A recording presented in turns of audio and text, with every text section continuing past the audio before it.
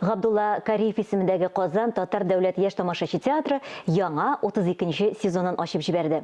Премьералар һәм яңа сезонга планнары хакында без театрның артисты, Татарстанның атказанган артисткасы Рәмзия Закирҗанова белән сөйләшербез.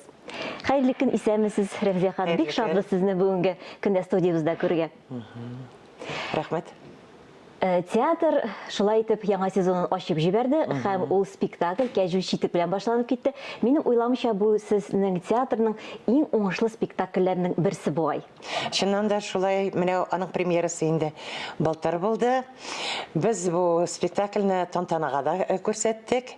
Һәм дә ки менә безнең хәтта шушы спектакльдә төп рольне уйнаучы Ләйсән кызыбыз дебют буенча шушы премияга лайык булды. Мин биредә әбине уйныйм. Бу инде бу спектакль балалар өчен бит инде. Балалар өчен генә түгел инде, бу оллар өчен дә менә гаилә белән карый торган спектакль. Монда инде безнең тәрбия турында, әхлак турында бара торган спектакль. Бу инде белүегезчә Гаяз Исхакыйның кәҗүл читек әсәре буенча, моны Назифа Каримова инсценировкасы буенча Ренат Аюпов безнең баш режиссерыбыз куйды инде. Бик матур, бик шундай күләмле, зыялылы спектакль дип әйтер идем мин аны. Бу рольне үзегез ничек яратып башкардыгызмы бу спектакльдә? Бик яратам. Шул хәтле яратам мин бу ролемне. Андагы балаларымны, менә шул әбине, ул шул балаларны яратып, үлеп яраткан өчен нәрсә генә үлеп чыгармый ул әби. Хәтта үзе дә риза була, төне буе йокламыйча шул балага шул кәҗүл читекне тигеп бирергә. Ләкин барып чыкмый. Шуннан соң барып чыкмагач инде нәрсә эшләргә белмичә, балага сөйләп күрсәтә инде ул менә шушы Корбан гаетенең мөгъҗизасы. Һәм бала шуны аңлый. Сез бит тормышта да, дәвәни шулай бит. Бәлки шушы тормыштагында шушы сәхнәгә күчәргә тырышкансыздыр. Шушы яратуыгызны, оныгыгызны яратуын. Үлеп яратам оныгымны. Менә аның күргәч инде менә алар шундый тәмнеләр, рәхәтләр. Шуны менә шушы спектакльгә дә күчәргә тырыштым инде үземчә. Бик матур булган. Тамашачыны сез файдадан ук матур итеп каршы алырга тырыштыгыз. Шулай бит. Төрле остаханәләр, төрле матур программалар әзерләгән идегез шушы ачылышка. Анда төрле күргәзмәләр дә булды. Безнең артистлар менә төрле милли киемнәрдән матур итеп чыгып, тамашачы белән бергәләшеп, аралашып, җырлап, биеп, аларны матур итеп, шулай итеп каршыладылар. Шулай безнең менә Гүзәл Рәмзиевна 2нче ел инде рәттән менә шундый әйбер эшли, килгән менә сезон ачылганда килгән тамашачыны без сыйлыйбыз. Бушлай сыйлыйбыз, татар халык ризыклары белән, шәйләр белән каршылыйбыз. Субханалла, сезгә килү бигрәк тә күңелле, шулай бит ителәтә, күңелле булып чыга. Балалар да бик теләп катнашабыз. Менә без хәзер экраннарда күрәбез шушы остаханәләрдән өзекләр. Шушы көнне безнең операторыбыз төшереп кайткан иде. Бик матур. Әнә күрәсезме? Күргә спектакльдә катнаша торган төрле костюмнар күреп була, шулай бит. Кая килеп күреп була менә тагын шушы. Анда сатып алырга да мөмкинчелек бар иде. Хәтта үзебездә артистларда кайбер нәрсәләрне сатып алдык. Менә бит. Һәм инде Рәмзия ханым, әлбәттә тамашачы яңа сезонда театрлардан премьералар көтә. Белүемчә 10 октябрьдә менә берничә көннән шушындый премьераның беренчесе була сездә. Менә безнең сезон ахырында безнең театрда узды театраль лаборатория, режиссерлар лабораториясы инде.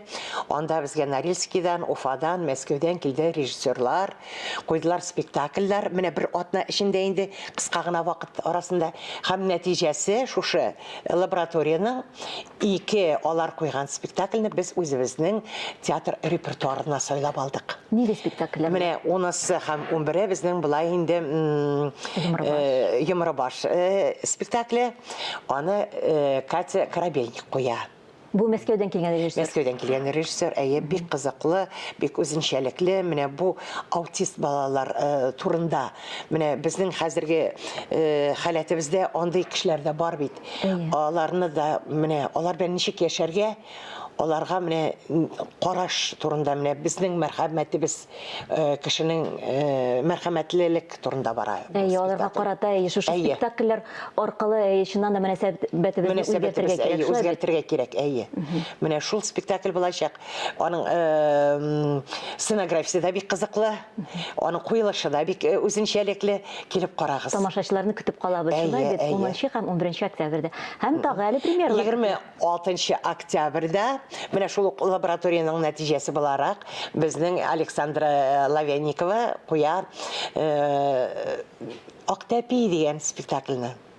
Ул безнең нәни балалар өчен бик кызыклы, бик үзенчәлекле. Шулай ук килеп карагыз. Менә сез театрыгызның тамашачысын ничек билгелисез? Менә кемнәр сезгә күбрәк йөри? Гаилә беләнме? Балалар өчен куелган спектакльләргә яратып күбрәк йөриләрме? Безнең төрле тамашачыбыз бар.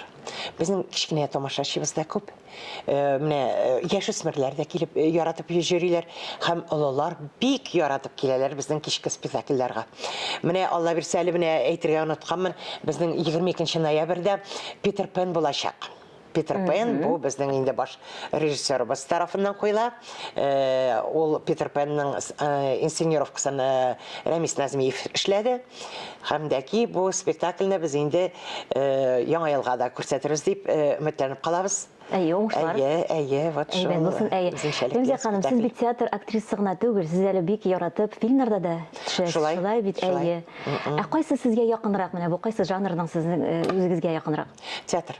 Шулаймы? Ни өчен? Белмим, монда чөнки менә тамашачы белән күзгә күз бит инде аралашасың.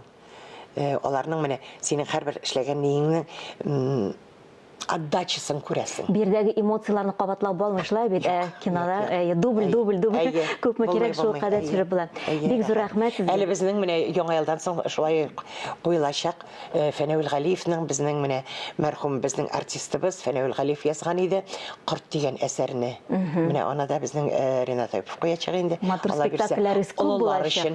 Тамашачыларны көтеп калабыз, шулай бит. Бик зур рәхмәт сезгә. Уңышлар телибез.